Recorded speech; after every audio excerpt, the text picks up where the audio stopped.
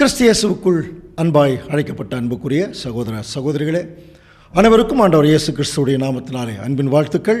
கடந்த வாரத்தில் இல்லையா 2ஆம் உலகம் முதல் பாகம், அதில் தேவனுடைய திட்டம் கவனிச்சு பார்த்தீங்கன்னா, முதல் உலகத்தில் ஒரு ராஜ்யத சந்ததி வந்துருச்சு. தேவபக்தி உள்ள சந்ததி வரணும்னு தேவன் என்ன செய்தார், ஆதாமை உருவாக்கினார்.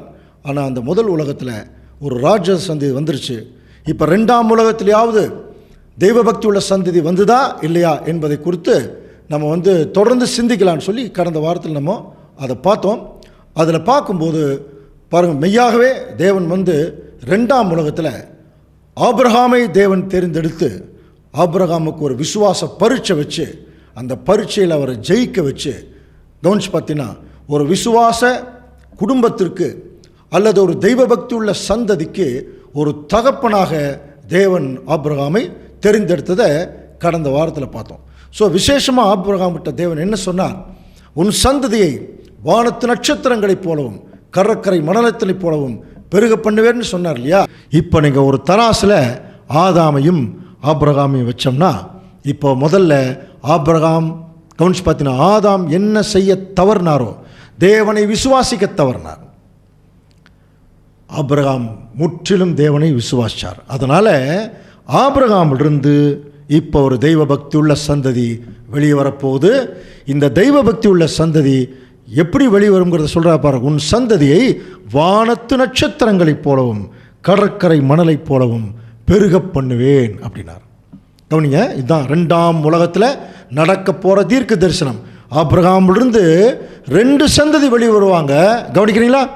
2 சந்ததி வெளியே வருவாங்க. ஒரு சந்ததி வானத்து நட்சத்திரங்களை போல் இருப்பாங்க, ஒரு சந்ததி கடற்கரை மணலை போல் இருப்பாங்க.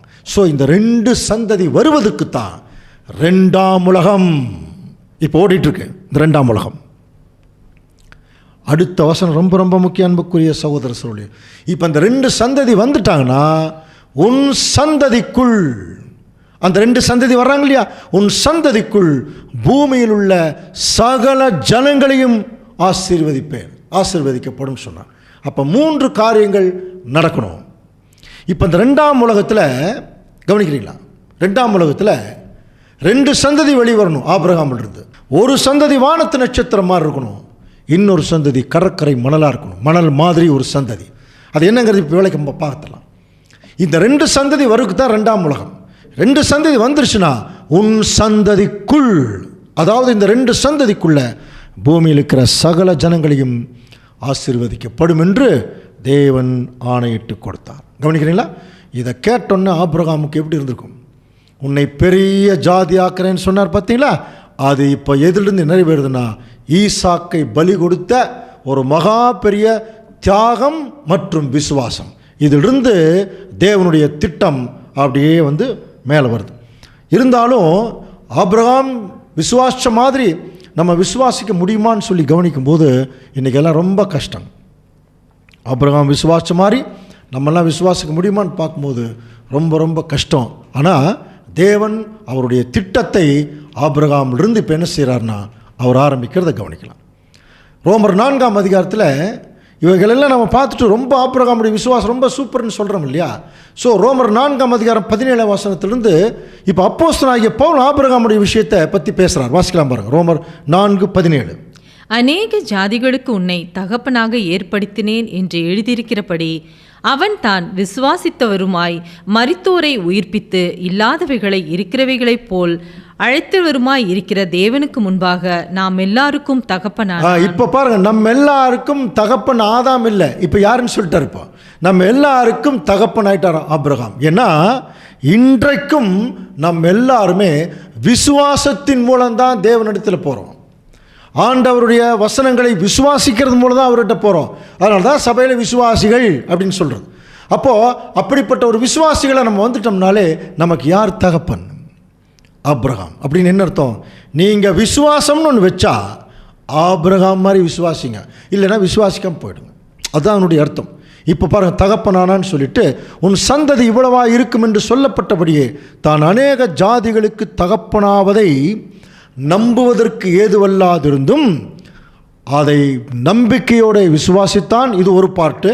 இன்னொன்று, அவன் விசுவாசத்திலே பலவீனமாக இருக்கவில்லை, அவன் ஏறக்குறைய 100 வயது உள்ளவனாக இருக்கும்போது தன் சரீரம் செத்து போனதையும் சாராளுடைய கர்ப்பம் செத்து போனதையும் அவர் நினைக்காம இருந்து தேவனுடைய வாக்குத்தத்தத்தை குறித்து அவன் அவிசுவாசமாய் சந்தேகப்படாமல். இப்போ அவருக்கு விசுவாசம்னா என்ன அர்த்தம்னா அங்கே என்ன இருக்கக்கூடாது? சந்தேகம் துளி கூட இருக்கக்கூடாது. அடுத்த வசனம் 21 வசனம் வாசிக்கலாம். தேவன் வாக்குத்தத்தம் பண்ணினதை நிறைவேற்ற வல்லவராய் இருக்கிறார் என்று நீ முழு நிச்சயமாய் நம்பி தேவனை மகிமைப்படுத்தி விசுவாசத்தில் வல்லவனானார். தேவன் வாக்குத்தத்தம் பண்ணினதை நிறைவேற்ற வல்லவராய் இருக்கிறார் என்று முழு நிச்சயமாய் நம்பி. முழு நிச்சயமாய் நம்பி ரொம்ப முக்கியமான வார்த்தை. தேவனை மகிமைப்படுத்தி விசுவாசத்தின் வல்லவனானார். எப்படி தெரியுங்களா தேவனை மகிமைப்படுத்தினார்? கையை ஓங்கினார். நான் வெட்டுவேன், பலி கொடுப்பேன், ஆனால் இப்போவே இவனை உயிர் கொடுத்து எனக்கு தேவன் கொடுத்துருவார். ஏன்னா அவர் அவ்வளவு வல்லமை உள்ளவர். பார்க்காமையே விசுவாசிச்சார். பார்த்தீங்களா? அப்படிப்பட்ட விசுவாசத்திற்கு தகப்பனாயிட்டார். சரி, இதை நம்ம பார்த்துட்டு அப்ரஹாம் மாதிரி விசுவாசி இந்த உலகத்தில் யாருமே இல்லைன்னு பாராட்டிட்டு போகிறதுக்காகவா இந்த சம்பவம் அல்லது இந்த சத்தியம்? அது எப்படி முடிக்கிறார் பாருங்க. ரோமர் 4:22 ஆகையால் அது அவனுக்கு நீதியாக எண்ணப்பட்டது. அதாவது ஆபிரகாம் தேவனை விசுவாசித்தது அவருக்கு நீதியாக எண்ணப்பட்டது. அது அவனுக்கு நீதியாக எண்ணப்பட்டது என்பது அவனுக்காக மாத்திரமல்ல நமக்காகவும் எழுதப்பட்டிருக்கிறது. கவனிக்கிறீங்களா? இது யாருக்காக? நமக்காக. நம்ம எப்படி தேவனை விசுவாசிக்கணும் அப்படிங்கிறதுக்கு ஒரு ரோல் மாடலாக, ஒரு முன்னோடியாக இப்போ யார் இருந்திருக்கிறது? ஆபிரகாம் இருந்திருக்கார். அப்படி ஒரு வேளை நம்ம விசுவாசிட்டோம்னா ஆபிரகாமுக்குள்ள இருந்து 2 சந்ததி வெளிவரும் சொன்னார் இல்லையா? அந்த 2 சந்ததி வானத்து நட்சத்திரம் போல் இருக்கும், கடற்கரை மணலை போல் இருக்கும். அப்படின்னா இதை எப்படி புரிஞ்சுக்கிறது? மறுபடியும் அதே நூல் பிடிச்ச மாதிரி இந்த ஹிஸ்ட்ரிக்குள்ளே போனோம். இப்போ ஆபிரகாம், அதுக்கப்புறம் ஆபிரகாமுக்கு தேவன் சொல்லிட்டார், உன் சந்ததியை உன் பின்னாடி ஒரு பெரிய குரூப் வெளியே வருவாங்க, உனக்கு பின்னாடி ஒரு சந்ததி, அதில் ஒரு குரூப் வானத்து நட்சத்திரம். அப்படின்னா எப்படி புரிஞ்சுக்கிறது? ஸ்டார் மாதிரி மின்னுவாங்கன்னு அர்த்தம். அவர்கள் வானத்துக்குரியவர்களாக இருப்பாங்க அப்படின்னு அர்த்தம். அது என்ன பின்னாடி பார்க்கலாம். இன்னொரு குரூப்பு இந்த கடற்கரை மணல் மாதிரி. எப்படி கடற்கரை மணல் ஒரு பெரிய கடலையே கண்ட்ரோல் பண்ணுது இல்லையா? அந்த மாதிரி இந்த பூமிக்குரிய ஒரு ஆசீர்வாதத்திற்குள்ளே வரக்கூடிய ஒரு கூட்டம். இந்த 2 கூட்டமும் வெளியே வருவாங்க. அதைத்தான் சொல்லும்போது உன் சந்ததி வானத்து நட்சத்திரம் போலவும் கடற்கரை மணலை போலவும் பெருக பண்ணுவேன் அப்படின்னு சொல்லிட்டு அடுத்தது உன் சந்ததிக்குள் பூமியில் உள்ள சகல ஜனங்களையும் ஆசீர்வதிப்பேன். ஸோ இந்த ஆசீர்வாதம் ஆபிரகாமிலிருந்து வருது இல்லையா? இப்போ மறுபடியும் என்ன செய்ய போகிறோம்? ஆபிரகாமுடைய லைஃப் ஹிஸ்ட்ரிக்குள்ளே போகலாம். ஆபிரகாமுக்கு தேவன் வானத்து நட்சத்திரம், கடற்கரை மணல், உன் சந்ததியிலிருந்து 2 வகுப்பார் வருவாங்கன்னு சொல்லிட்டு அவர் போயிட்டார். இப்போ ஆபிரகாமுடைய கோர்ஸ் முடியுது. அடுத்தது ஈசாக்கு ஒரு தெய்வ பக்தி உள்ள மகனாக அவர் பின்னாடி வளர்றார். அவர் வளர்ந்து கொஞ்சம் மேலே வரும்போது தேவன் ஈசாக்கை கூப்பிட்டு இப்போ அவர் என்ன சொல்கிறார் பாருங்க. ஆதியாகமம் 26ஆம் அதிகாரம் 5ஆம் வசனம் வாசிக்கலாம்.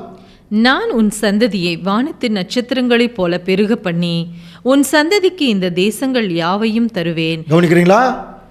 அன்புக்குரிய சகோதர சகோதரிகளே, கொஞ்சம் ஜாக்கிரதையாக கவனிங்க. முதல்ல ஆபிரகாமுக்கு சொல்லும்போது உன் சந்ததி வானத்து நட்சத்திரம் போலவும் கடற்கரை மணலை போலவும் சொன்னவர் ஈசாக்கை கூப்பிட்டு வானத்து நட்சத்திரங்களைப் போல பெருக பண்ணுவேன். புரியுதுல? வானத்து நட்சத்திரம் ஆசீர்வாதத்தை மட்டும் ஈசாக்கு கிட்ட சொல்லிட்டார். கடற்கரை மணலை பற்றி ஈசாக்கு கிட்ட பேசவே இல்லை. கவனிக்கிறீங்களா? இது ஆபிரகாமுடைய மகன் தான் நுணுக்கம், ஆசீர்வாதங்கள் அடங்கிய நுணுக்கம். அடுத்தது கொஞ்ச நாள் கழித்து ஈசாக்கினுடைய மகன் யாக்கோபு அவருடைய டெவலப்மெண்ட் வருது. ஆதியாகமம் 28ஆம் அதிகாரம் 14ஆம் வசனம். உன் சந்ததி பூமியின் தூளை போல் இருக்கும். பாருங்க, உன் சந்ததி பூமியின் தூளை போல் இருக்கும் அப்படிங்கிறார். அப்போ ஆபிரகாமிட்ட சொல்லும்போது உன் சந்ததி வானத்து நட்சத்திரம் போலவும் கடற்கரை மணல் போலவும் சொன்னவர் ஈசாக்கு கிட்ட சொல்லும்போது வானத்து நட்சத்திரம் மட்டும் சொல்றார். யாக்கோபு கிட்ட சொல்லும்போது பாருங்க, பூமியின் தூள்னா கடற்கரை மணல். அப்படின்னா என்ன அர்த்தம்? ஆபிரகாமிலிருந்து 2 சந்ததி வெளியே வருவாங்க. அதில் ஈசாக்கிலிருந்து வெளியே வரக்கூடிய சந்ததி ஒரு சந்ததியாக இருக்கும், யாக்கோபிலிருந்து வெளியே வரக்கூடிய சந்ததியாக இருக்கும். அப்போ 2 சந்ததி ஒன்று வானத்து நட்சத்திரம் போல் இருக்கும், இன்னொன்று கடற்கரை மணலை போல் இருக்கும்னு ஒரு தீர்க்க தரிசனமாக சொல்லிட்டார். இப்போது இதை நம்ம டீட்டெயிலாக உள்ளே போனால் தான் யார் வானத்து நட்சத்திரம், யார் கடற்கரை மணலுங்கிறது நமக்கு புரியும். இப்போ நம்ம என்ன பண்ணலாம், மறுபடியும் நூல் பிடிச்ச மாதிரி அந்த ஹிஸ்ட்ரிக்குள்ளே போகலாம். ஆபிரகாமுக்கு அப்புறம் ஈசாக்கு அப்புறம் யாக்கோபு. கவனிக்கிறீங்களா? யாக்கோபுக்கு தான் 12 பிள்ளைகள் பிறந்தாங்க. யாக்கோபுக்கு தேவன் இஸ்ரவேல்னு பேர் வச்சார். புரியுதுங்களா? அப்போ யாக்கோபுக்கு 12 பிள்ளைகள் பிறந்து அவர்கள் டெவலப் ஆகும்போது யாக்கோபு என்கிற இஸ்ரேலுடைய பிள்ளைகளாக அவங்க இருந்ததுனால அவர்களுக்கு என்ன பேர் வந்ததுன்னா இஸ்ரவேல் ஜனங்கள். புரியுதுங்களா? இஸ்ரவேல் ஜனங்கள் என்கிற பேர் வந்துருச்சு. இது யாருடைய பேர்? யாக்கோபுடைய பேர்.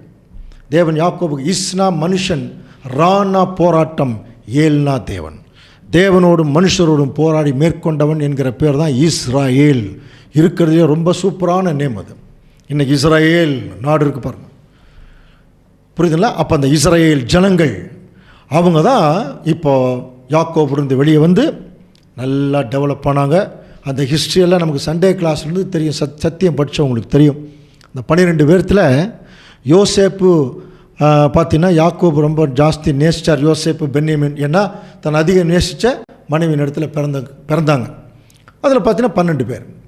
அதில் யாக்கோபுக்கு பார்த்தீங்கன்னா யோசேப்பு மேலே ரொம்ப ரொம்ப பிரியம். அவருக்கு யோசேப்புக்கு என்ன பேருன்னு படிச்சிருக்கோம், சொப்பனக்காரன் இல்லையா? அப்போ இவர் அந்த கனவெல்லாம் கண்டாருன்னெல்லாம் படிச்சிருக்கிறோம். அதெல்லாம் டீட்டெயிலாக இப்போ போக முடியாது. ஆனால் ஒரு விஷயம் நமக்கு நல்லா தெரியும். ஒரு குறிப்பிட்ட காலத்தில் என்ன ஆயிடுச்சு, இவங்க ஆடு மேய்க்கிறதுக்கெல்லாம் போயிட்டாங்க அண்ணன்மார்கள். யோசேப்பு தன்னுடைய அண்ணன்மார்களை பார்க்க போகிறார். ஏற்கனவே அண்ணன்மார்களுக்கு யோசேப்பு மேலே பொறாமை. ஏன்னா யாக்கோபு யோசேப்பை அதிகமாக நேசிக்கிறார்னு சொல்லி கடைசியில் என்ன ஆயிடுச்சு, யோசேப்பை அவர்கள் என்ன பண்ணிட்டாங்கன்னா குழியில் இறக்கி 20 வெள்ளிக்காசுக்கு இஸ்மேல் ஜனங்களிடத்தில் யோசேப்பை விட்டு போடுறாங்க. யோசேப்பு கெஞ்சிருப்பார் இல்லையா, நான் விட்டுருங்கண்ணான்னு கெஞ்சிருப்பார். ஆனால் அங்கே எதுவும் நடக்கலை. அவரை விற்று போடுறாங்க. கடைசியில் யோசேப்பு என்ன ஆயிட்டார்னா தேவனுடைய திட்டத்தின்படி எகிப்தில் போய் செட்டில் ஆகிறார். எகிப்தில் நடந்த நிகழ்ச்சிகளை நமக்கு தெரியும். அந்த போர்த்திபார் நிமித்தமாக அவர் ஜெயிலுக்கு போகிறார். ஜெயிலில் ஒரு கனவை ரிவீல் பண்ணும்போது அங்கே பார்த்தீங்கன்னா அடுத்தது பார்வோன் ராஜாவுடைய மிகப்பெரிய ஒரு இடத்துக்கு பக்கத்தில் போய் யோசேப்பு அங்கே செட்டில் ஆகிறார். பார்வோன் ராஜாவுக்கு அடுத்த ஸ்தானத்தில் போய் நிற்கிறார். பார்வோன் ராஜா சொல்கிறார் பாருங்க, ஆதியாகமம் 41 அதிகாரம் 40 வாசிக்கலாம். நீ என் அரண்மனைக்கு அதிகாரியாய் இருப்பாய், உன் வாக்கின்படியே என் ஜனங்கள் எல்லாரும் அடங்கி நடக்க கடவுள். என்ன சொல்லிட்டு பாருங்க, உன் வாக்கின்படியே நீ என்ன சொல்றியோ அப்படி எல்லாரும் கேட்டு நடக்கணும்.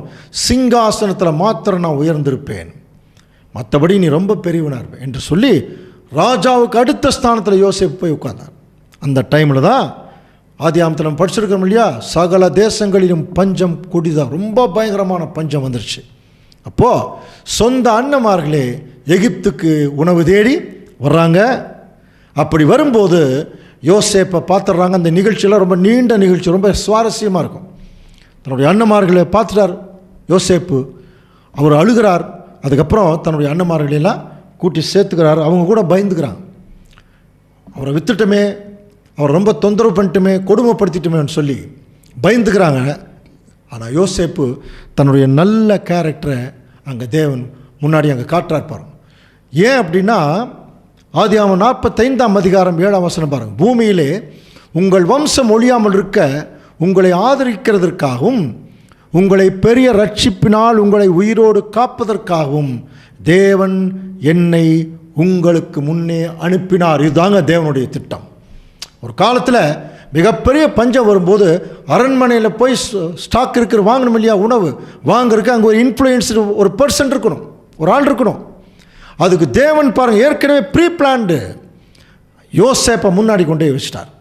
யோசேப்பு அதை சொல்கிறார், நீங்கள் எனக்கு தீமை செய்ய நினச்சிங்க, தேவன் அதை நன்மையாக முடிச்சிட்டார் பாருங்கள். அப்புறம் யாக்கோபு ஃபேமிலியோட வர வச்சு அவங்களுக்கு தனியாக ஒரு எஸ்டேட்டை ஃபார்ம் பண்ணி கொடுத்து அவர்கள் எகிப்தில் இப்போ என்ன ஆகிறாங்க, வளர ஆரம்பிக்கிறாங்க. ஸோ இந்த இஸ்ரேல் ஜனங்கள் அப்படிங்கிற குரூப் எப்போ ஸ்டார்ட் ஆகுதுன்னா, இப்போ யாக்கோபோட எகிப்துக்கு வந்த ஜனங்கள் ஒரு 70 பேராக வந்திருக்காங்க. கவனிச்சு பார்த்தீங்கன்னா அவர் 70 பேர் வந்துட்டு கொஞ்சம் கொஞ்சமாக எகிப்தில் டெவலப் ஆக ஆரம்பித்து ஒரு 195 வருஷங்கள் ஆகுது. கவனிங்க, ஒரு 195 வருஷங்கள் ஆகும்போது ஒரு குடும்பமாக வந்த ஜனங்கள் ஒரு தேசமாக பெருகினாங்களாம். இஸ்ரேல் ஜனங்கள் ஒரு குடும்பமாக வந்தாங்க எகிப்துக்கு. இப்போ ஒரு மகா பெரிய தேசமாக ஆயிட்டாங்களாம். அந்த டைமில் ஒரு எகிப்து கவனிச்சிங்கன்னா யோசேப்பை அறியாத வேறொரு பார்வோன் ராஜா வர்றான். அவன் வந்து பயந்துக்கிறான். இப்படி திடீர்னு ஒரு எபிரேய குடும்பம் இப்படி ஒரு பெரிய லெவலில் வந்துட்டுருக்குறாங்க, இவர்களை டெவலப் பண்ண விட்டோம்னா இவர்கள் நம்மையே அடிமைப்படுத்திடுவாங்கன்னு சொல்லி அவன் என்ன செய்கிறான்னா இஸ்ரேல் ஜனங்களை அவன் அடிமைத்தனம் பண்ண ஆரம்பிக்கிறான். அதெல்லாம் நமக்கு தெரியும் இல்லையா, ரொம்ப கொடுமை பண்ணுறான். ஸோ இப்படி கொடுமை பண்ணும்போது இஸ்ரேல் ஜனங்கள் எல்லாம் ரொம்ப கொடுமையினால் ரொம்ப பரிதபிக்கிறாங்க. ரொம்ப பரிதபிச்சு தேவனை நோக்கி கெஞ்சல, அவர்களுக்குள்ளே அவங்க என்ன பண்ணிட்டு இருக்கிறாங்க, ரொம்ப மோசமான முறையில் கஷ்டப்படுறாங்க. இந்த மாதிரி ஒரு டைமில் யோசேப்பு முன்னாடியே என்ன சொல்கிறார் பாருங்க. அவர் ஒரு பெரிய ராஜா, ஆனால் அந்த ராஜா நிலைமையை தக்க வைக்கிறதுக்கு அவருக்கு மனசு இல்லை.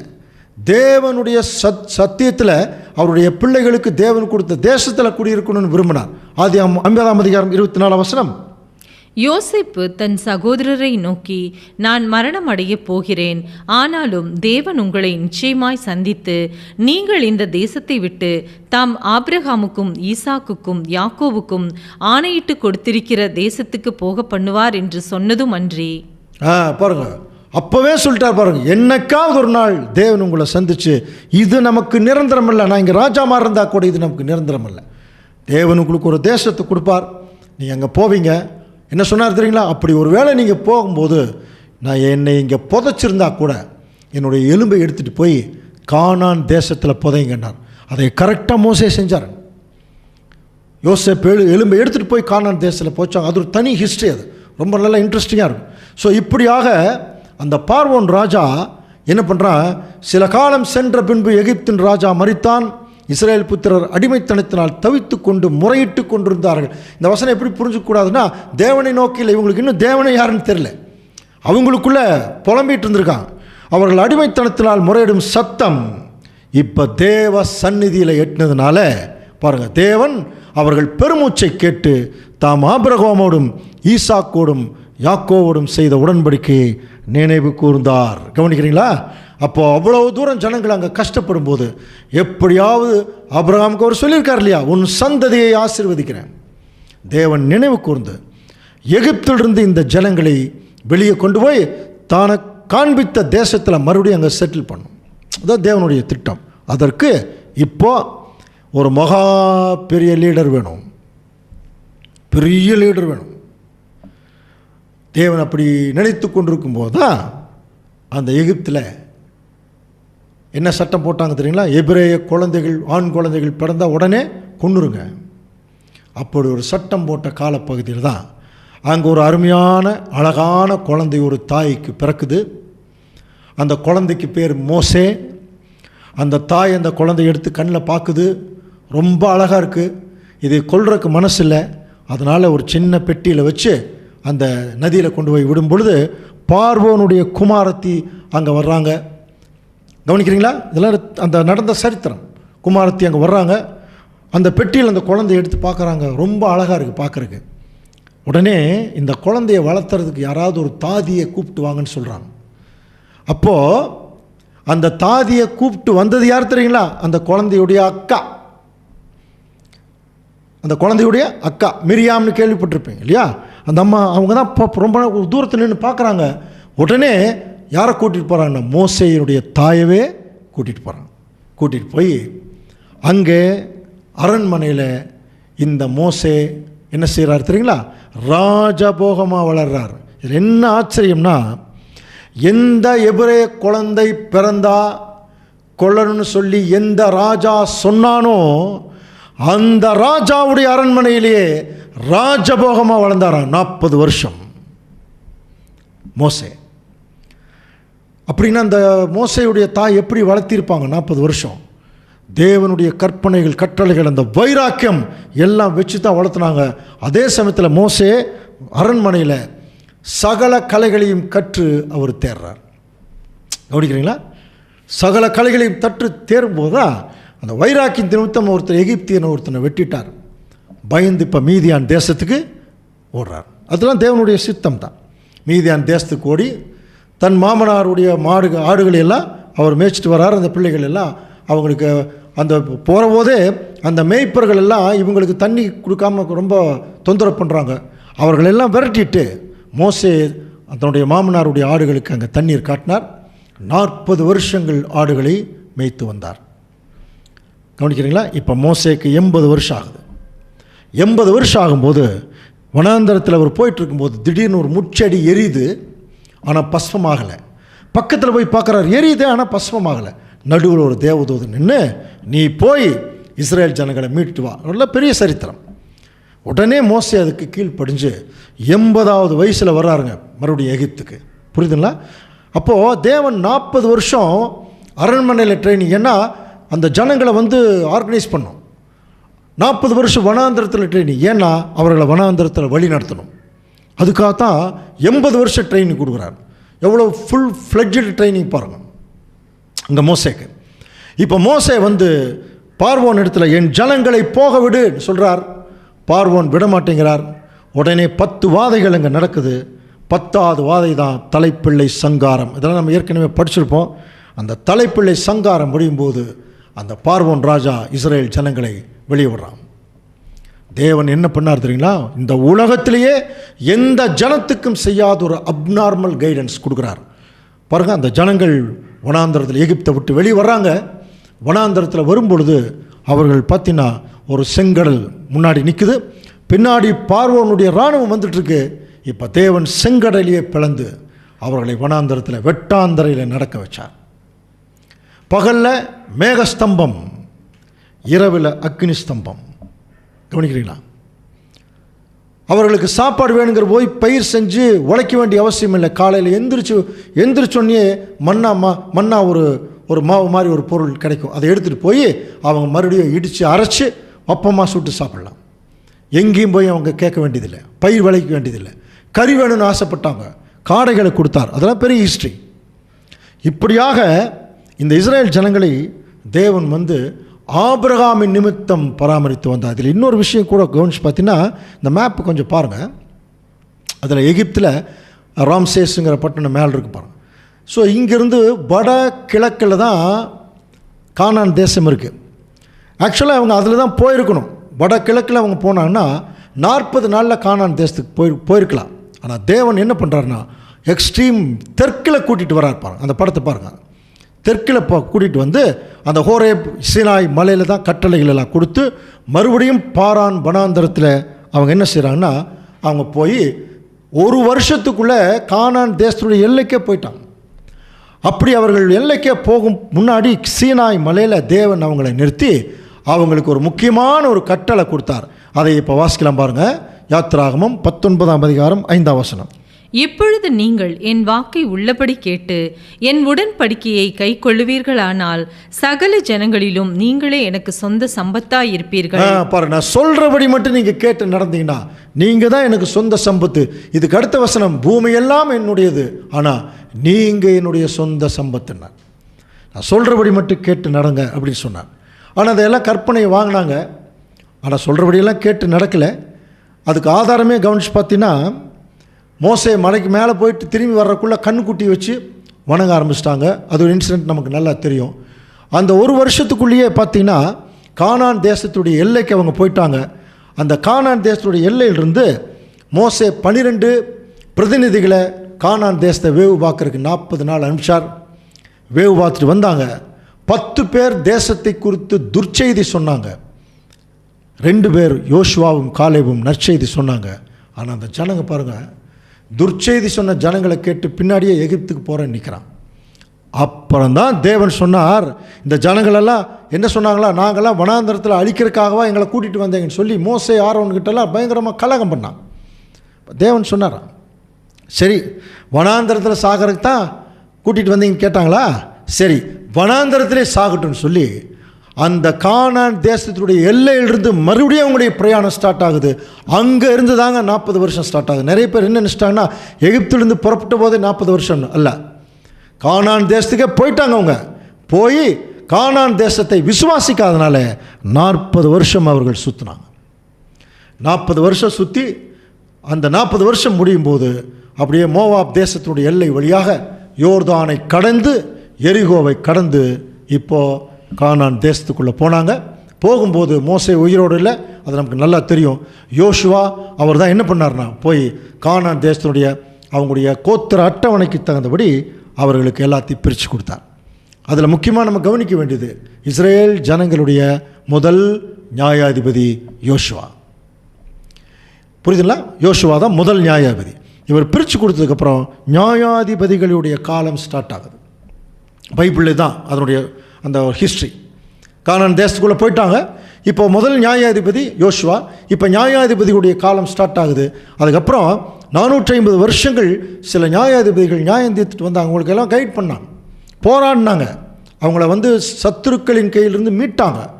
அவங்களெல்லாம் கொஞ்சம் பேர் நமக்கு நல்லா தெரியும். கிதியோன், பாராக், சிம்சோன், தெபோராள், எப்தா, இந்த மாதிரி நிறையா முற்பிதாக்கள் என்ன செஞ்சாங்கன்னா நியாயாதிபதிகளின் காலத்தில் இருந்து அவங்கள கவனிச்சுட்டு வந்தாங்க. ஆனால் இந்த ஜனங்க கொஞ்சம் கூட கீழ்ப்படியலை.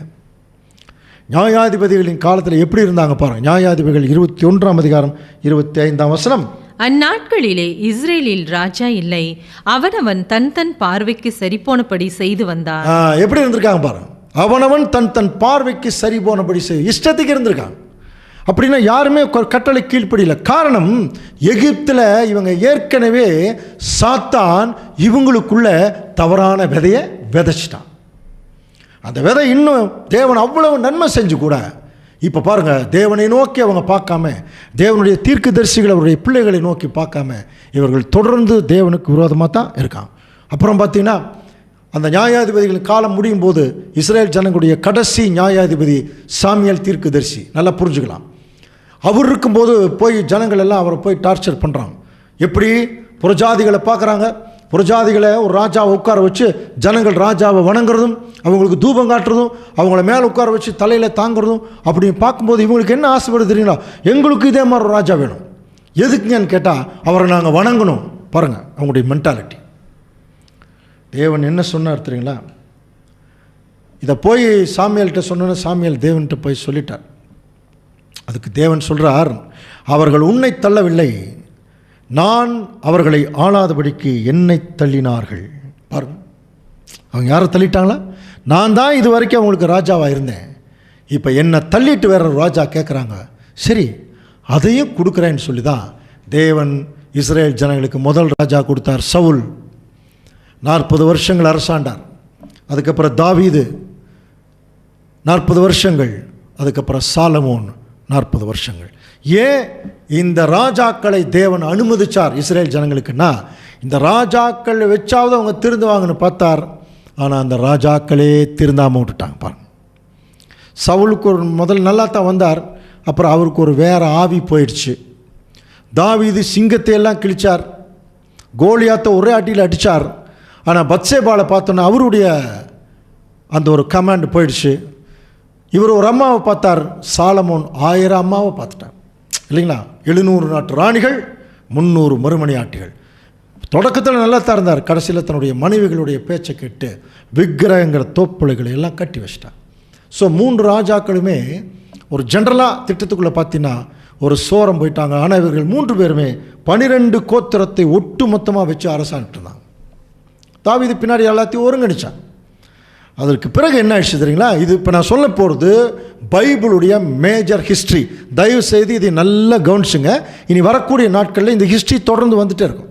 இப்போ சாலமோனுக்கு அந்த காலத்தில் இந்த 12 கோத்திரம் சாலமோன் ராஜாவுக்கு பிறகு 2ஆக உடஞ்சிருச்சு. கவனிங்க, 2 கோத்திரம் தனியாகவும் 10 கோத்திரம் தனியாகவும் அது உடஞ்சுது. அந்த 2 கோத்திரம் பார்த்திங்கன்னா யூதா பெஞ்சமின் கோத்திரம் தனியாக பிரிஞ்சிருச்சு, மிச்ச 10 கோத்திரம் தனியாக பிரிஞ்சிருச்சு. இந்த யோதா பெஞ்சமின் கோத்திரத்தை யூத ராஜ்யம்னு சொல்லுவாங்க. நமக்கு எரேமியா தீர்க்க தரிசன புஸ்தகம், ராஜாக்கள் புஸ்தகம் எல்லாம் படிச்சிங்கன்னா யூத ராஜ்யம் அப்படின்னாலே அது 2 கோத்திரம் நம்ம ஞாபகம் வச்சுக்கணும். மிச்ச 10 கோத்திரத்தை இஸ்ரேல் ராஜ்யம்னு சொல்லுவாங்க. இஸ்ரேல் ராஜ்யம்னு பைபிளில் வசனம் வந்துச்சுன்னா அது என்னென்னு பார்த்தீங்கன்னா அது 10 கோத்திரம் அப்படின்னு சொல்லி நம்ம நினச்சிக்கணும். இதுதான் பைபிளுடைய பேசிக். நிறைய பேருக்கு அது இதை உள்ளக்குள்ளே போய் படிச்சிருக்கவே மாட்டான். யூதாவுக்கு தேவன் ஏசாயா தீர்க்கதரிசி யூதாவுக்கு அனுப்பினார் அப்படின்னா எப்படி புரிஞ்சுக்கணும்? அங்கே 2 கோத்திரம் இருக்குது, யூதா பெஞ்சமின் கோத்திரம். இஸ்ரேலுக்கு அனுப்பினார்னா அங்கே 10 கோத்திரம் இருக்குது. இப்போது கவனிச்சு பாருங்கள், இந்த 10 கோத்திரம் தனியாக பிரிஞ்சோடனே இந்த புறஜாதி நாட்டு அசீரிய நாட்டு ராஜாக்கள் எல்லாம் அதிகமாக 10 கோத்திரத்தின் மேலே சண்டை இருக்கு வந்தான். அப்படி ஒரு பெரிய ராஜா ஒருத்தன் வந்தான். அவன் பேர் சல்மனாசர்னு பேர், அசிரிய நாட்டு ராஜா. அவன் வந்து 10 கோத்திரத்தையும் தன்னுடைய கட்டுப்பாட்டுக்குள்ளே கொண்டு வந்து இங்கே இருக்கிற ஜனங்களை கொண்டு போய் அவனுடைய நாட்டில் என்ன பண்ணிட்டான், அப்படியே பரப்ப விட்டுட்டான். புறஜாதிகளோட அந்த 10 கோத்திரம் என்ன ஆயிட்டாங்கன்னா கலந்துருச்சு. மிச்சம் 2 கோத்திரம் கொஞ்சம் நல்லா இருந்தாங்க கொஞ்ச நாளைக்கு. அதுக்கப்புறம் அவர்களும் சோரம் போனதுனால தேவன் என்ன பண்ணுறாருன்னா, வடகிழக்கிலிருந்து ஒரு மகா பெரிய பாபிலோன் ராஜா நேபுகாத் நேச்சார் அவரை வரவழைத்து என்ன பண்ணிட்டார்னா, இந்த 2 கோத்திரத்தையும் என்ன பண்ணிட்டார்னா எடுத்துட்டார். இஸ்ரேல் தேசத்தை விட்டே இந்த கோத்திரமெல்லாம் வெளியே போயிடுச்சு. அந்த டைமில் தான் சாலமோன் தேவனுக்கு ஆலயம் கட்டினார் தங்கத்திலேயே. பாருங்கள், அப்படியே அந்த தங்கத்தை அப்படியே பாவி விட்டாராம் செவுத்தில். அப்போ நேபுகாத் நேச்சார் வந்து என்ன பண்ணால், அந்த தங்கத்தையெல்லாம் உடைச்சி எடுக்க முடியாதுங்கிறதுக்காக அங்கே தேவாலயத்தை நெருப்பு வச்சு கொளுத்தி, எருசலேம் பட்டணத்தையும் நெருப்பு வச்சு கொளுத்தி, அங்கே ரொம்ப பலவீனமானவர்கள் எல்லாத்தையும் அவன் பிடிச்சி போயிட்டான். நல்ல புத்திசாலிகள் எல்லாம் பிடிச்சி போயிட்டான். அவனுடைய நாட்டுக்கு போயிட்டான். எங்கே? பாபிலோனுக்கு போயாச்சு. ஸோ அன்னையோட இஸ்ரேல் ஜனங்களுக்கு தேவன் கொடுத்திருந்த ஒரு கவர்மெண்ட் என்ன ஆயிடுச்சுன்னா அப்படியே அழிந்தது. யார் மூலம் அழிந்ததுன்னு சொல்லி கவனிக்கும்போது, அந்த 2 கோத்திரத்தில் கடைசியாக ஒரு ராஜா வந்தான், செதேக்கியான். அவனுடைய காலத்தில் தான் 3வது படையெடுப்பை அங்கே வரார் நேபுகாத் நேச்சார். ஆக்சுவலாக பாபிலோன்றது நேபுகாத் நேச்சார் இஸ்ரேல் மேலே 3 முறை அவர் படையெடுத்து வந்தாராம். முதல் படையெடுப்பில் தானியேலும் அவருடைய 3 நண்பர்களும் சிறையிருப்புக்கு போனாங்க. 2வது படையெடுப்பில் எசேக்கியேல் தீர்க்கதரிசி சிறையிருப்புக்கு போனார். 3வது படையெடுப்பு தான் இஸ்ரேல் அந்த ஜெருசலேம் பட்டணமே நெருப்பு வச்சு கொளுத்தி எல்லாத்தையும் அவன் எடுத்துகிட்டு போயிட்டான். சரிங்களா? ஸோ இதுதான் ஹிஸ்ட்ரி. அப்போ அந்த கடைசியாக அந்த செதேக்கியா ராஜா அவனுடைய காலத்தில் பார்த்தீங்கன்னா, அவன் ஒரு அவன் ஆக்சுவலாக அந்த செதேக்கியா ராஜாவை அப்பாயின்ட் பண்ணதே பாபிலோன் ராஜா நேபுகாத் நேச்சார் தான். அவன் மறுபடியும் இவருக்கு விரோதமாக கலகம் பண்ணதுனால இப்போ 3வது படையெடுப்பில் என்ன ஆயிடுச்சுன்னா அந்த ராஜ்யமும் போச்சு. அதனால தான் அந்த செதேக்கியா ராஜாவை குறித்து ஒரு தீர்க்க தரிசனம் பாருங்கள். எசேக்கியேல் 21ஆம் அதிகாரம் 25ஆம் வசனம். இஸ்ரேலை ஆளுகிற அவபக்தியுள்ள துன்மார்க்க அதிபதியே, அக்கிரமத்துக்கு முடிவு வரும் காலத்தில் உன்னால் வந்தது. பாகையை கலற்று, கிரீடத்தை எடுத்து போடு, அது இனி முன்போல் இராது. தாழ்ந்தவனை உயர்த்தி, உயர்ந்தவனை தாழ்த்துவேன். பாருங்க, இஸ்ரேலை ஆளுகிற துன்மார்க்க அதிபதியே, உன் அக்கிரமத்திற்கு முடிவு காலம் வந்துருச்சு. இப்போ நான் என்ன செய்ய போகிறேன் பாருங்க, அதை கவிழ்ப்பேன் கவிழ்ப்பேன் கவிழ்ப்பேன், உரிமைக்காரரானவர் வருமட்டும் இனி உனக்கு அது இல்லைட்டார். 3 முறை ஏன் கவிழ்ப்பேன்னா, 3 முறை படையெடுத்து வந்ததுனால அதை 3 முறை தீர்க்க தரிசனமாக சொல்லப்பட்டிருக்கு. பாருங்கள், உரிமைக்காரர் யாரு? இஸ்ரேலை ஆளக்கூடிய யூத ராஜா ஆண்டவர் இயேசு கிறிஸ்து. இந்த பூமியில் பாருங்கள், அப்போவே தீர்க்க தரிசனம் சொல்லிட்டாங்க, இயேசு கிறிஸ்து ராஜாவா இந்த பூமியில் வர்ற வரைக்கும் இனி உனக்கு அந்த கவர்மெண்ட் இல்லைன்னு சொல்லி என்ன சொல்லிட்டார். அப்போவே தீர்க்க தரிசனம் சொல்லி அவர்கள் அங்கே பாபிலோனுக்கு சிறையிருப்புக்கு போனாங்க. 2 நாளாகவும் 36ஆம் அதிகாரம் 21ஆம் வசனம் நமக்கு படித்து பார்த்தோம்னா 70 வருஷம் சிறையிருப்புக்குள்ளே போயிட்டாங்க. கவனிங்க, அதுக்கப்புறம் சிறையிருப்பு முடிஞ்சு மேதோ பெர்ஷிய ராஜாக்கள் அங்கே ஆட்சிக்கு வரும்பொழுது, அங்கே பெர்ஷியாவுடைய ராஜா கோரேஸ் ராஜா, அவன் கொஞ்சம் இரக்கமுள்ள ராஜா, தேவனால் தெரிந்தெடுக்கப்பட்ட ஒருத்தன். அவன் என்ன பண்ணுறான், அந்த ஜனங்களை கொஞ்சம் பேர்த்து நீங்கள் மறுபடியும் திரும்ப போய் உங்கள் ஆலயத்தை கட்டுங்க, சொந்த நாட்டுக்கு அனுப்பிச்சான்.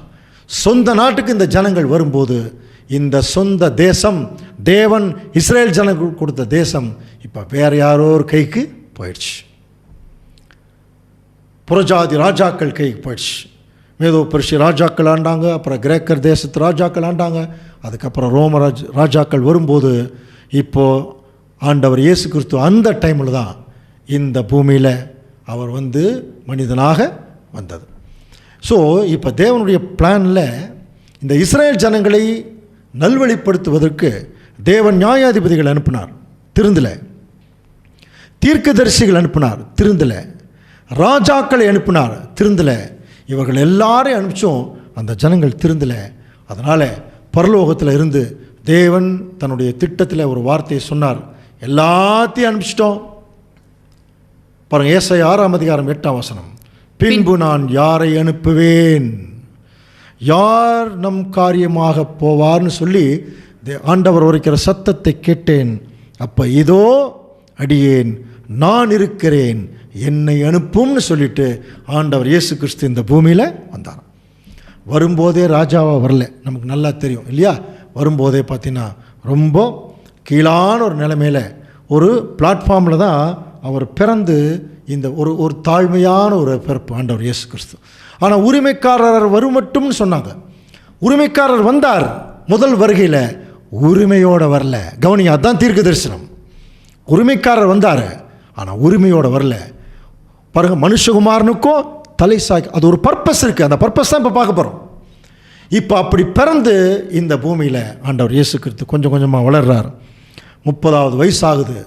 அது வரைக்கும் ஆண்டவர் இயேசு கிறிஸ்து ஒரு தெய்வ பக்தியிலிருந்து 30 வயசு ஆகும்போது அவர் ஞானஸ்தானம் எடுக்கிறதுக்காக யோர்தான் நதிக்கு வர்றார்.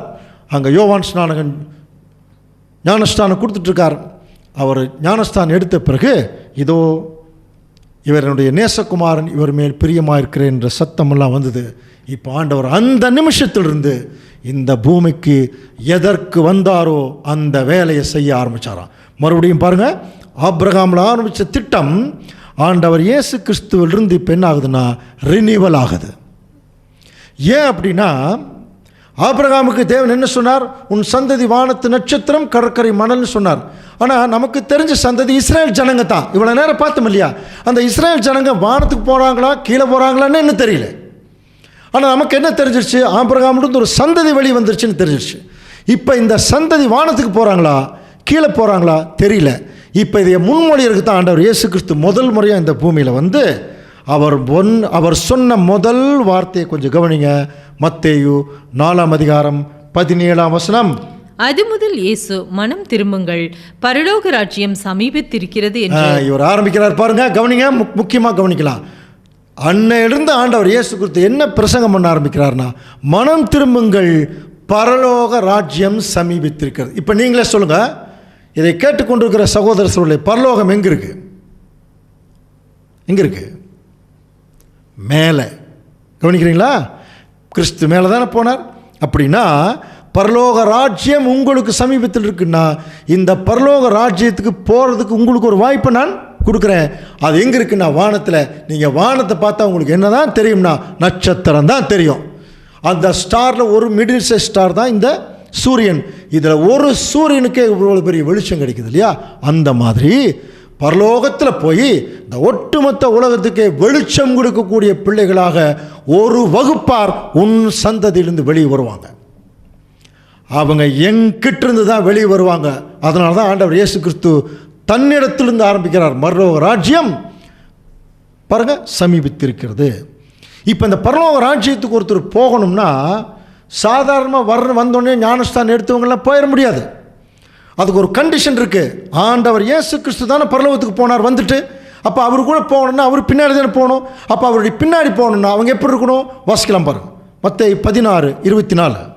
அப்பொழுது இயேசு தம்முடைய சீஷர்களை நோக்கி, ஒருவன் என்னை பின்பற்றி வர விரும்பினால், பார்த்துங்க, அப்பா ஆண்டவர் இயேசு கிறிஸ்து அப்பவே சொல்லிட்டார், ஒருவன் என்னை பின்பற்ற விரும்பினால் அவன் தன்னைத்தான் வெறுத்து தன் சிலுவையை எடுத்துக்கொண்டு என்னை பின்பற்ற கடவன். இந்த வசனத்தை நல்லா தியானிக்கலாம் அன்புக்குரிய சகோதர சகோதரர்களே. கவனிங்க, இயேசு கிறிஸ்து பின்னாடி ஒருத்தர் வரணும்னா அவன் முதல் தன்னை வெறுத்திருக்கணும், சுயநலம் இல்லாமல் இருக்கணும்.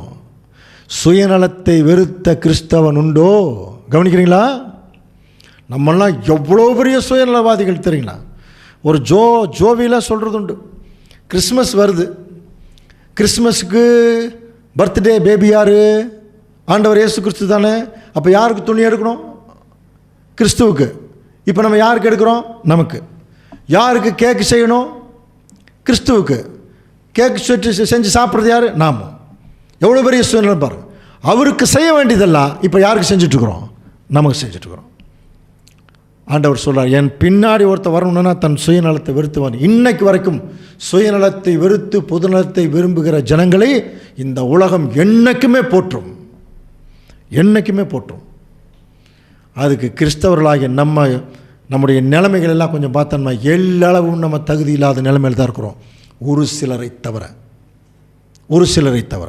இப்போ சொல்கிறார் பாரு, ஒருவன் என்னை பின்பற்ற விரும்பினால் அவன் தன்னைத்தான் வெறுத்து தன் சிலுவை எடுத்துட்டு. அப்போ ஒவ்வொருத்தருக்கும் ஒரு சிலுவை இருக்குது. சிலுவைன்னா நமக்கு தெரியும் இல்லையா? பாடுகள். என்ன பாடு? கடன் வாங்கிட்டு கஷ்டப்படுற பாடு இல்லைங்க. ஆண்டவர் இயேசு கிறிஸ்து சத்தியத்தை சொன்னார். சுற்றி இருக்கிறவங்கெல்லாம் அசத்தியத்தில் இருந்தாங்க. அவர்களால் அவருக்கு பாடு வந்தது. அதுதான் சிலுவை எடுக்கிறது. இங்கே அப்படியெல்லாம் யாருமே எடுக்கிற மாதிரி தெரியல. காம்ப்ரமைஸ் பண்ணிக்கிறாங்க உலகத்தோட. புரியுதுங்களா? சத்தியத்தை சொல்லணும். அதை நிமித்தம் என்ன அவமானம், என்ன கஷ்டம், என்ன பாடுகள் வந்தாலும் சகிக்கணும். டெய்லியும் அதான் அனுதினமும் என்னை பின்பற்ற கடவன். இப்படி இருக்கிறவங்க தான் இயேசு கிறிஸ்து பின்னாடி போக முடியும். இப்போது அவருடைய சீஷர்கள் அவர் செலக்ட் பண்ணதெல்லாம் நமக்கு தெரியும் இல்லையா? அப்படியே போகிறாரு. பேதுருவெல்லாம் மீன் பிடிச்சிட்டுருக்குறாங்க. வந்துருங்க, என் பின்னாடி வாங்கன்னு எல்லாம் வந்துட்டாங்க. மத்தேயு போய் டாக்ஸ் கலெக்ட் பண்ணிட்டு இருக்கார். அவர் ஆஃபீஸ்க்கே போயிடுறார். ஆண்டவர் இயேசு கிறிஸ்து போய் என் பின்னாடி வாண்டார். அவர் அப்படியே விட்டுட்டு வந்துட்டார். வசனம்லாம் படிச்சிருக்கீங்களா? அந்த அந்த அந்த வலைகளெல்லாம் அப்படியே விட்டுட்டு வந்தாங்கன்னு இருக்கும். இதுக்கே ஒரு பெரிய கொஸ்டின் இருக்குது. எப்படி கிறிஸ்து பின்னாடி வந்தாங்க? அது இன்னொரு நாள் வேற ஒரு சப்ஜெக்டில் பார்க்கலாம். எல்லாமே ஆண்டவர் இயேசு கிறிஸ்துவுக்கு நெருக்கமாக இருந்தவங்க தான். அதுக்கு ஒரு வசனமெல்லாம் பைபிள் இருக்குது, அது பின்னாடி பார்க்கலாம். ஆனால் கூப்பிட்டோன்னே வந்துட்டாங்க. வந்தவங்க அவங்களுக்கு ஒரு சந்தேகம், இவர் கூப்பிட்டோன்னே வந்துட்டோமே, எதுக்கு இவர் பின்னாடி போயிட்டுருக்குறோம், உங்கள் பின்னாடி வந்துட்டுருக்குறோம், எதுக்குன்னு சரியாக தெரியல. இன்னக்கும் இயேசு கிறிஸ்து பின்னாடி எதுக்கு போகிறோம்னு நிறைய பேருக்கு தெரியல. ஒரு நாள் அப்போஸ்தலனாகிய பேதுரு ஆண்டவர் இயேசு கிறிஸ்துக்கிட்ட வந்து என்ன கேட்டார் தெரியுங்களா? கவனிங்க, இதுதான் இந்த சப்ஜெக்டினுடைய ஹைலைட்டான பாயிண்ட் தான். மத்தேயு 19ஆம் அதிகாரம் 27 வசனம். அப்பொழுது பேதுரு அவரை நோக்கி, இதோ நாங்கள் எல்லாவற்றையும் விட்டு உம்மை பின்பற்றினோமே, எங்களுக்கு என்ன கிடைக்கும்? நம்மளுக்காகவே பேதுரு கேட்டிருக்காரு, எல்லாவற்றையும் விட்டுட்டு உங்க பின்னாடி வந்தமே, எங்களுக்கு என்ன கிடைக்கும்? இப்போ போய் யாரோ ஒரு பெரிய போதகர்கிட்ட போய் ஆண்டவர்கிட்ட பின்னாடி போனீங்களே என்ன கிடைக்கும்னு கேட்பாருங்க. என்ன வேணாலும் கிடைக்கும்பாங்க. கார் கிடைக்கும், பங்களா கிடைக்கும், மாப்பிள்ளை கிடைக்கும், பொண்ணு கிடைக்கும், கட்டி குணமாகும், இப்படித்தான் சொல்லுவாங்களுடைய. ஆண்டவர் இயேசு கிறிஸ்து அப்படி சொன்னாரான்னு பாருங்க. என்ன கிடைக்கும்னு கேட்கும்போது ஆண்டவர் ஒரு பெரிய தீர்க்க தரிசன ஆசீர்வாதத்தை சொல்றார் பாருங்க. கவனிக்கலாம், ரொம்ப முக்கியமாக கவனிக்க வேண்டிய வசனம். அதற்கு இயேசு மறு ஜென்ம காலத்திலே அப்படின்னு ஆரம்பிச்சார். கவனிங்க, அப்படின்னா இயேசு கிறிஸ்து இப்போ வந்திருக்கிறது ஒரு ஜென்மம், அது 2ஆம் உலகம், மனுஷனாக வந்திருக்கார். மறு ஜென்மம்னா என்ன அர்த்தம்னா அவருடைய ராஜ்யம், அதுதாங்க 3வது உலகம், அதுதான் 3வது உலகம். மறு ஜென்ம காலத்திலே மனுஷகுமாரன், அப்போ ஆண்டவர் இயேசு கிறிஸ்து 3வது உலகம் இந்த பூமியில் சமீபிக்கும் போது ஆண்டவர் இயேசு கிறிஸ்து மனுஷகுமாரன் தம்முடைய மகிமையுள்ள சிங்காசனத்தில் வீற்றிருக்கும் போது என்னை பின்பற்றின நீங்களும் இப்போ யாரெல்லாம் என்னை ஃபாலோ பண்ணுறீங்களோ இஸ்ரேலின் 12 கோத்திரங்களையும் நியாயம் தீர்க்கிறவர்களாக 12 சிங்க ஆசனங்களில் உட்கார்ந்திருப்பீர்கள் என்று சொல்லுகிறேன். எவ்வளோ கிளியராக சொல்லிட்டார். இது தாங்க கிறிஸ்தவருடைய அழைப்பு. இன்றைக்கி நம்ம வாரம் கோயிலுக்கு போயிட்டு அப்படியே செத்து போகிறது அழைப்பல்ல. கிறிஸ்தவர்களுக்கு உண்மையான அழைப்பு என்னன்னா, ஆண்டவர் இயேசு கிறிஸ்து 3ஆம் உலகம் ராஜாதி ராஜாவாக வரும் பொழுது இன்னைக்கு உண்மையா சுயநலம் இல்லாமல் யார் அவருடைய பின்னாடி போனாங்களோ அவங்கெல்லாம் ஆண்டவர் இயேசு கிறிஸ்துவோட சிங்காசனத்தில், யார் எங்கிட்ட சிங்காசனத்தில் உட்காருவாங்க? ராஜாக்கள். ராஜாக்களாக உட்கார வைக்கிற போகிறாராம். உலகத்தையே அரசாள போகிற ராஜாக்களாக. இதுக்கு தாங்க நமக்கு அழைப்பு. இந்த அழைப்பு இப்படி இருக்குன்னே உலகத்தில் இருக்கிற கிறிஸ்தவ சகோதர சகோதரர்கள் 98% தெரியல. இப்படி ஒரு அழைப்பு இருக்குன்னே தெரியல. ஆண்டவர் சொல்றார், மறு ஜென்ம காலத்தில் நான் ராஜாவாக உட்கார்ந்துருக்கும் போது ஒட்டுமொத்த உலக ஜனங்களை நியாயம் தீர்க்கிறதுக்கு நீங்கள் வந்து உட்காருவீங்க அப்படின்னு அவர் என்ன சொல்ல வரார்? அவருடைய ராஜ்யம் வரப்போகிறது. அதுக்கு பெயர் 3ஆம் உலகம். சீக்கிரம் வரப்போகிறது. இந்த 2ஆம் உலகம் வெளியே போக போகிறது. உங்களுடைய ராஜ்யம் வருவதாகன்னு வெளியே இருக்கிற ராஜ்யம் வெளியே போவதாகன்னு தான் அர்த்தம். அப்போ ஏன் இது வெளியே போகுது? இது சாத்தானுடைய ஒரு ராஜ்யம். இங்கே ஆண்டு கொண்டு இருக்கிறவங்களும் அந்த மாதிரி தான் இருக்கிறாங்களா? எப்படி இருக்கிறாங்க கவனிச்சு பாருங்க. எல்லாரும் அப்பட்டமான சுயநலவாதிகள். அவங்களுடைய கொள்கைகள் கோட்பாடுகளை ஜனங்களுக்குள்ள திணிக்கிறதுனால தான் இன்னைக்கு எல்லா ஜனங்களுக்கும் பயங்கரமான விலைவாசி ஏற்றத்திலிருந்து மிகப்பெரிய பிரச்சனைகள்லாம் வர்ற காரணமே இந்த சுயநலவாதிகள் இவங்க ஆண்டுட்டு இருக்கிறதுனால.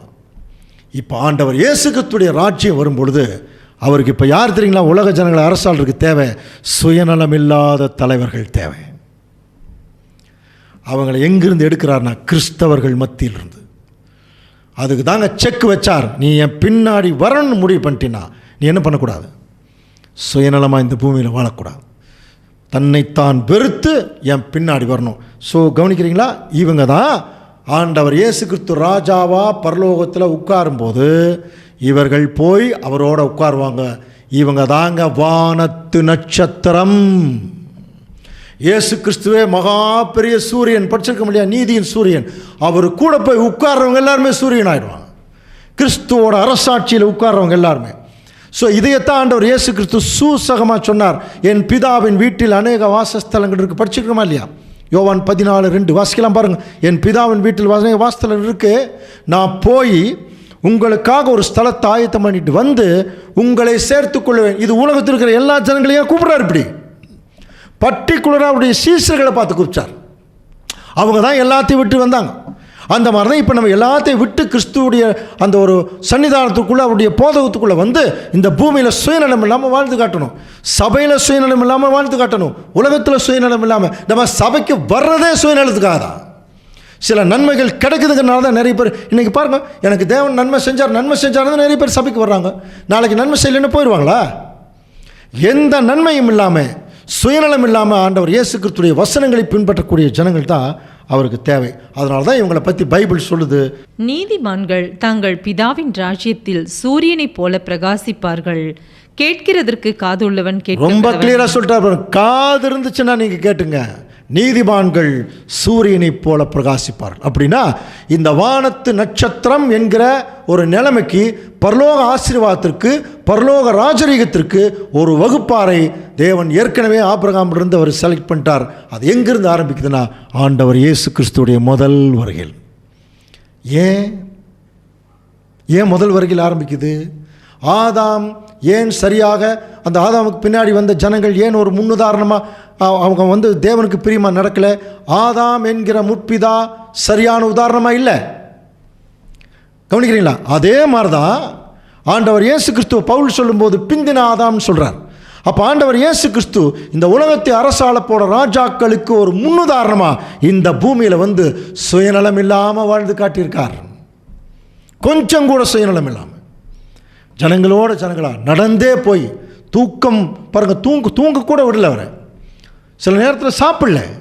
இப்படிப்பட்ட சுயநலம் இல்லாத ஒரு வாழ்க்கை ஆண்டவர் இயேசு கிறிஸ்து அவரை பின்பற்றுகிற பிள்ளைகளுக்காகவே வாழ்ந்து காமிச்சார்.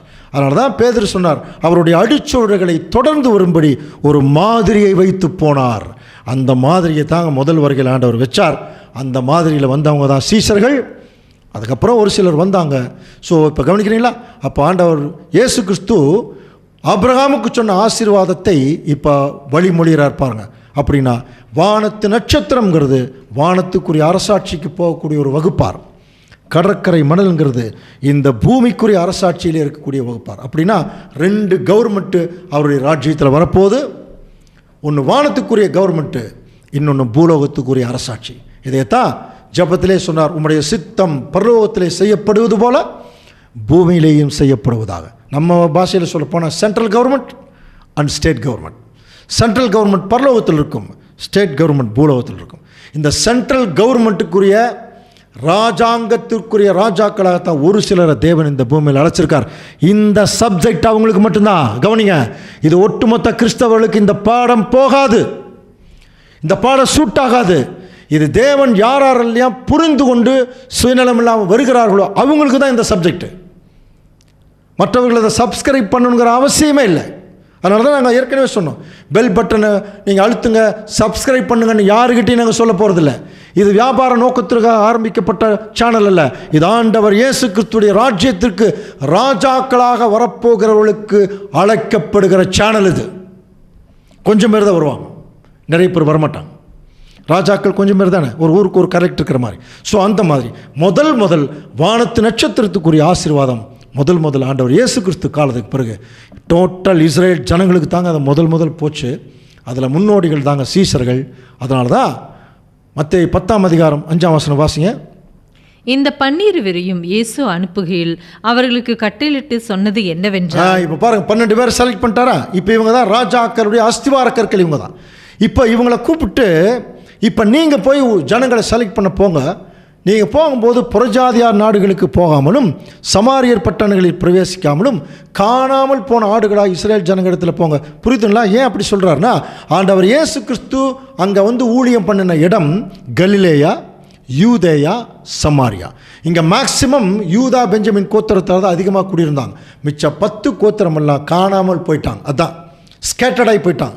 இப்போ அவர் என்ன சொல்கிறார், இங்கே நான் வேலை செஞ்சுட்டேன், இப்போ நீங்கள் போய் அந்த சுற்றி இருக்கிற ஜனங்கள்கிட்ட போங்க, காணாமல் போனார்களா இஸ்ரேல் ஜனத்தில் போங்க, போகையில் பரலோக ராஜ்யம் சமீபம்னு பிரசங்கம் பண்ணுங்க. புரியுதுங்களா? அப்படின்னா வானத்திற்குரிய நட்சத்திரமாக இருக்கக்கூடிய அரசாட்சிக்குரிய அந்த அழைப்பு முதல் இஸ்ரேல் ஜனங்களுக்கு தான் போச்சு. வானத்து நட்சத்திரமாக இருக்கக்கூடிய அழைப்பு போச்சு.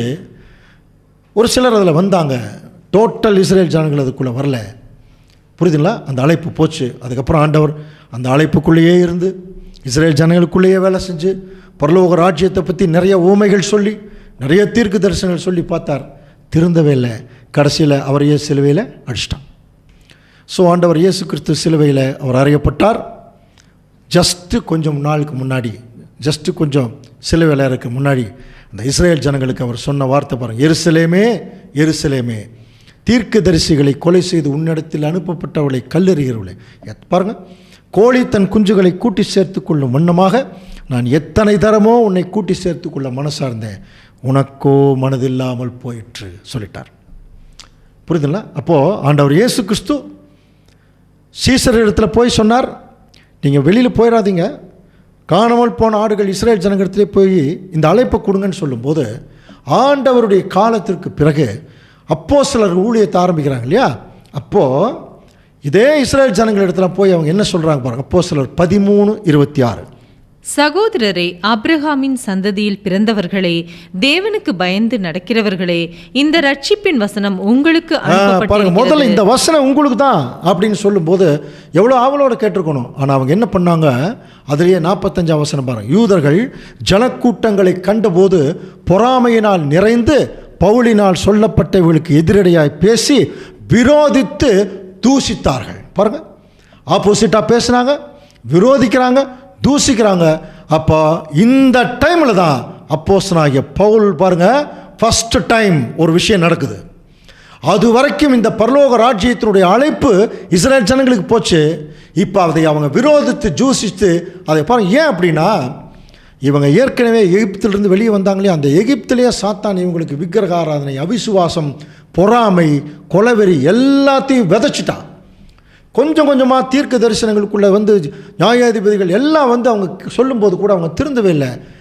அன்பே உருவான ஆண்டவர் இயேசு கிறிஸ்து வந்து அவர்கள் மத்தியில் அன்பு காட்டியும் திருந்தலை. அதனால் சொல்கிறார், உங்கள் வீடு உங்களுக்கு பாழாக்கி போயிடும். இப்போது அதே இஸ்ரேல் ஜனங்கள் மத்தியில் போய் இவங்க சொல்லும்போது அவங்க அதை கேட்காம போனோன்னே அங்கே ஒரு வரலாற்று சிறப்புமிக்க நிகழ்ச்சி ஆரம்பிக்குது. பாருங்கள், பவுலும் பர்னபாவும் தைரியம் கொண்டு அவர்களை நோக்கி, முதலாவது உங்களுக்கே தேவ வசனத்தை சொல்ல வேண்டியதாக இருந்தது, நீங்களோ அதை தள்ளி உங்களை நித்திய ஜீவனுக்கு அபாத்திரராக தீர்த்து கொள்ளுகிறபடியால் இதோ நாங்கள் புறஜாதிகளிடத்திற்கு போகிறோம். அன்னையோடு சரி, இந்த பரலோக ராஜ்யத்தினுடைய அழைப்பு இஸ்ரேல் ஜனங்களுக்கு மறுக்கப்பட்டு புறஜாதிகளுக்கு வந்துச்சு. அன்புக்குரிய சகோதர சகோதரர்களே, இந்த புறஜாதிகள் யாருங்க? அது அப்படியே சமாரியாவுக்கு போச்சு, அப்படியே ஆசியாவுக்கு போச்சு, கவனிக்கிறீங்களா? அப்படியே ஐரோப்பாவுக்கு போச்சு, அப்படியே அமெரிக்காவுக்கு போச்சு, அப்படியே ஆஸ்திரேலியாவுக்கு போச்சு, அப்படியே ஆப்பிரிக்காவுக்கு போச்சு, அப்படியே ஒரு சுற்றி ரவுண்ட் வண்டி வந்து அப்படியே இந்தியாவுக்கு போச்சு. இப்போ தமிழ்நாட்டுக்கு வந்து இங்கே வந்து நிற்கிதுங்க இந்த அழைப்பு. புரியுதுங்களா? நாமளும் யார் தான்? புறஜாதிகள். புறஜாதியார்னு யாருன்னா அதர் தென் இஸ்ரேலைட்ஸ், இஸ்ரேல் ஜனங்கள் அல்லாதவர்களை வேதம் புறஜாதியார்னு தான் சொல்லும்.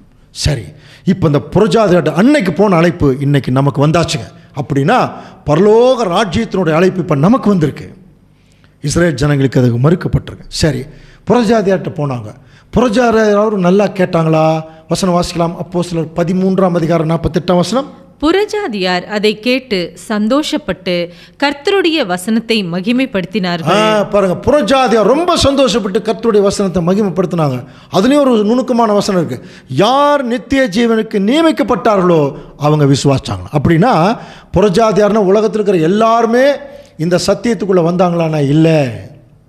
எப்படி பழைய ஏற்பாட்டில் கோடானு கோடி ஜனங்கள் நிறைய பேர் இருந்த போதும் ஆபிரகாமின் மூலமாக தேவன் இஸ்ரேல் ஜனங்களை மட்டும் தனக்கு சொந்த ஜனமாக எப்படி தெரிந்தெடுத்தாரோ, அந்த மாதிரி ஆண்டவர் இயேசு கிறிஸ்து காலத்துக்கு பிறகு ஒட்டுமொத்த ஜனங்கள் இருந்தாலும் அதிலிருந்து தனக்கென்று ஒரு ஜனம், அவங்க தான் இந்த புறஜாதி. இப்போ அவங்கள பற்றி படிக்கும்போது வாசிக்கலாம் பாருங்க. அப்போஸ்தலர் 15:14. தேவன் புறஜாதிகள் நின்று தமது நாமத்திற்காக ஒரு ஜனத்தை தெரிந்து கொள்ளும்படி. பார்த்தீங்களா? அப்போ தேவன் புறஜாதிகள் நின்று தமது நாமத்திற்கு, இந்த ஒரு நாமத்திற்குரிய ஜனங்களாக இருப்பதற்கு தாங்க இப்போ இந்த அழைப்பு நமக்கு வந்திருக்கிறது. இந்த அழைப்புக்குள்ளே ஏற்கனவே நிறைய பேர் வந்துட்டாங்க. இதே மாதிரி யூடியூப் சேனலில் பேசியிருக்கிறாங்க. அவர்கள் மூலம் சத்தியத்துக்குள்ளே நிறைய பேர் வந்திருக்கிறாங்க. இந்த யூடியூப் சேனல் அதற்காகத்தான் ஆரம்பிக்கப்பட்டிருக்கிறது. புறஜாதிகளிலிருந்து தேவன் அவருடைய நாமத்திற்கு என்று ஒரு ஜனத்தை தேர்ந்தெடுக்கிறார் இல்லையா? இப்போ அவங்களுக்குரிய ஒரு செலெக்ஷன் தான் இப்போ நடந்துகிட்ருக்கு. இப்போ நம்ம ஒரு கேள்வி கேட்கலாம். சரி, வானத்து நட்சத்திரம்ங்கிறது ஆபிரகாமுடைய சந்ததி தானே சொல்லப்பட்டிருக்கு. அப்போ ஆபிரகாமுடைய சந்ததி இஸ்ரேல் ஜனங்க தானே, அவங்களுக்கு தானே அந்த அழைப்பு. சரி, அந்த அழைப்பு வந்துச்சு, அந்த அழைப்பை நிராகரிச்சிட்டாங்க. இப்போ அது யாருக்கு வந்திருக்கு? புறஜாதிகளுக்கு வந்திருக்கு. இப்போ நம்மெல்லாம் புறஜாதிகள் தானே, அப்போ நம்ம ஆபிரகாமுடைய சந்ததியா? ஆபிரகாமுடைய சந்ததிக்கு தானே இந்த அழைப்புன்னு சொல்லியிருக்கு.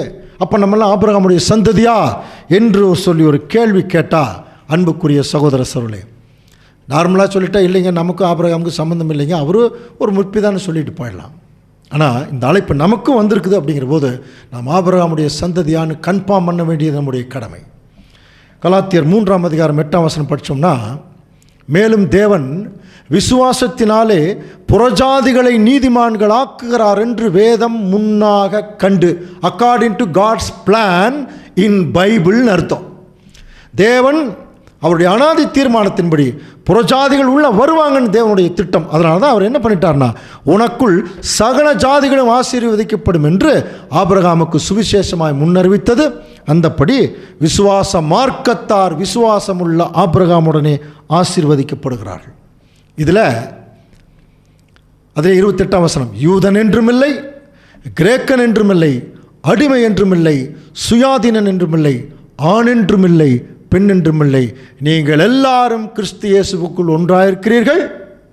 நீங்கள் கிறிஸ்துவனுடையவர்களானால் ஆபிரகாமின் சந்ததி. கிளியராக சொல்லிட்டார்.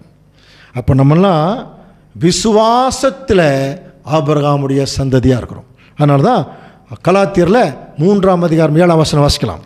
ஆகையால் விசுவாச மார்க்கத்தார்கள் எவர்களோ அவர்களை ஆபிரகாமின் பிள்ளைகள் என்று அறிவீர்கள். விசுவாச மார்க்கத்தார், நம்ம ஒரிஜினலாக மாம்சத்தில் ஆபிரகாம் இருந்து வெளியே வரல, ஆனால் ஆபிரகாம் இருந்து வெளியே வந்த விசுவாசம் இருக்கு இல்லையா, அந்த விசுவாசம் காணாமல் விசுவாசிக்கிற விசுவாசம், அந்த விசுவாசத்துக்குள்ளே வந்திருக்கோம்.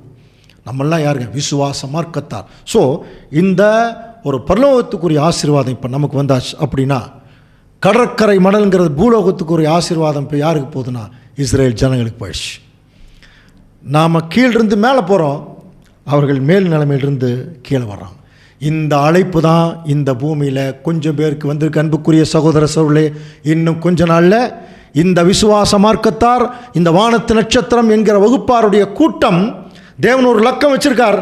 அந்த லக்கம் முடிவடைஞ்சிடும், சீக்கிரம் முடிவடையும். முடிவடையும் போது இந்த 2ஆம் உலகத்துக்கு ஒரு அழிவு வந்துடும்.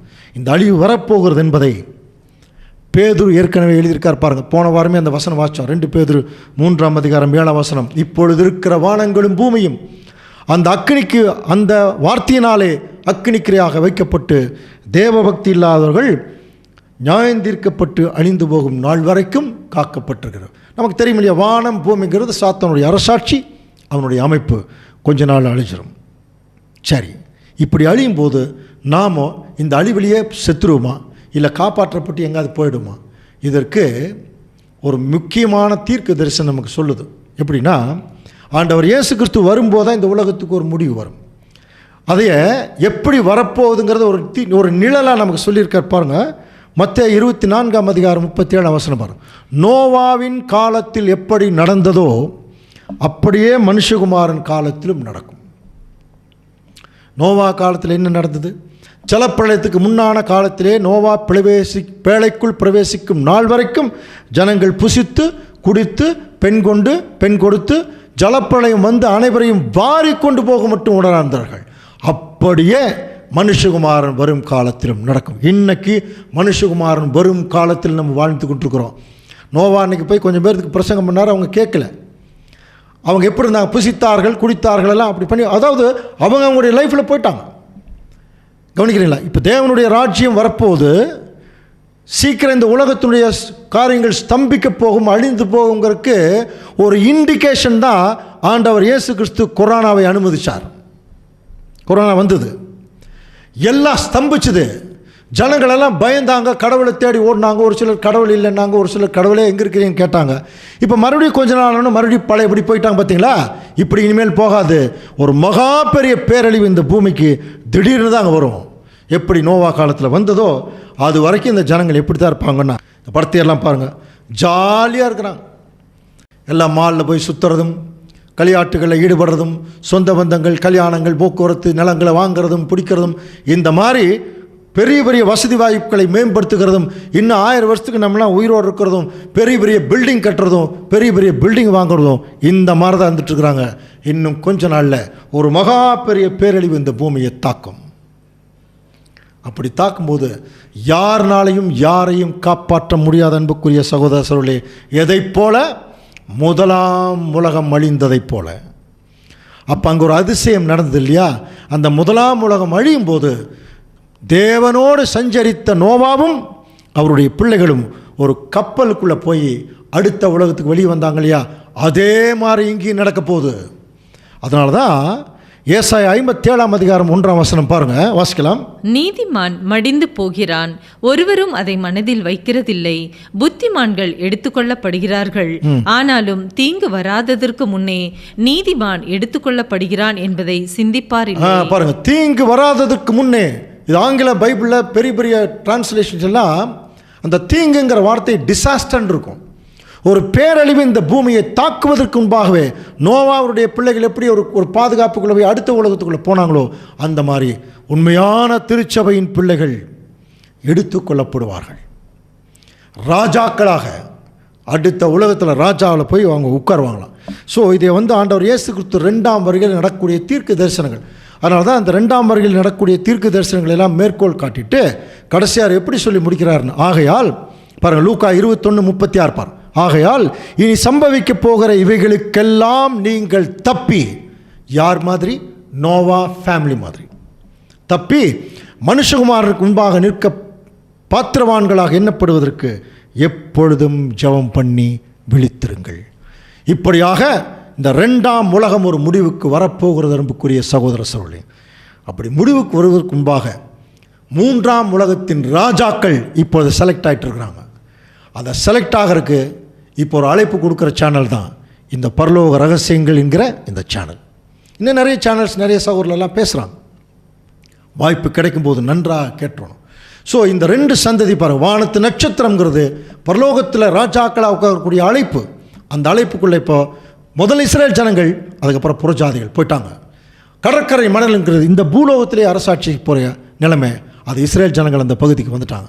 ஸோ ஆபிரகாமிலிருந்தே 2 சந்ததி வெளியே வந்தாச்சு. இந்த 2 சந்ததி வெளியே வரக்கு தான் 2ஆம் உலகம். 2 சந்ததி வந்துச்சுன்னா உன் சந்ததிக்குள் பூமியில் உள்ள சகல ஜனங்களையும் ஆசீர்வதிக்கிறேன்னு சொல்கிறார் இல்லையா? அதுதான் 3ஆவது உலகம். அப்போ 3ஆவது உலகங்கிறது ஆண்டவர் இயேசு கிறிஸ்துடைய ராஜ்யம். அந்த ராஜ்யம் வரணும்னா இந்த 2 சந்ததி டெவலப் ஆகிருக்கணும். அப்படின்னு இன்னும் வரல என்னென்ன அர்த்தம்? இன்னும் பரலோகத்துக்குரிய சந்ததி இன்னும் கொஞ்சம் பேர் இந்த உலகத்தில் வாழ்ந்துட்டுருக்கிறாங்க. அவர்களை எப்படியாவது உள்ளே இழுக்கணும். அந்த உள்ளே இழுக்கிறதுக்குரிய அந்த அழைப்பு தான் இந்த சத்தியங்கள்.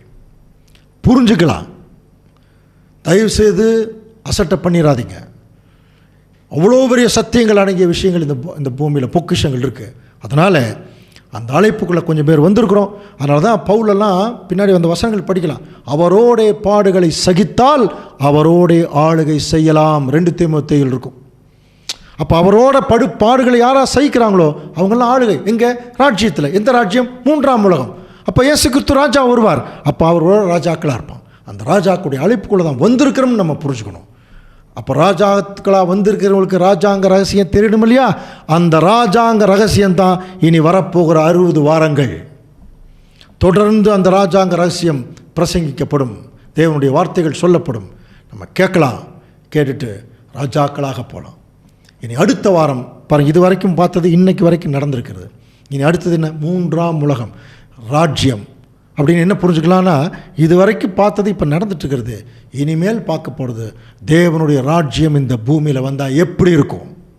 அடுத்த வாரம் வாங்க பார்க்கலாம், தேவனுடைய கவர்மெண்ட் இந்த பூமியில் வந்தால் அது எப்படிப்பட்ட கவர்மெண்ட்டாக இருக்கும் என்று சொல்லி தொடர்ந்து சிந்திக்கலாம். பொறுமையோடு கேட்ட நம் அனைவரையும் தேவன் தாமே ஆசீர்வதித்து வழி நடத்துவாராக.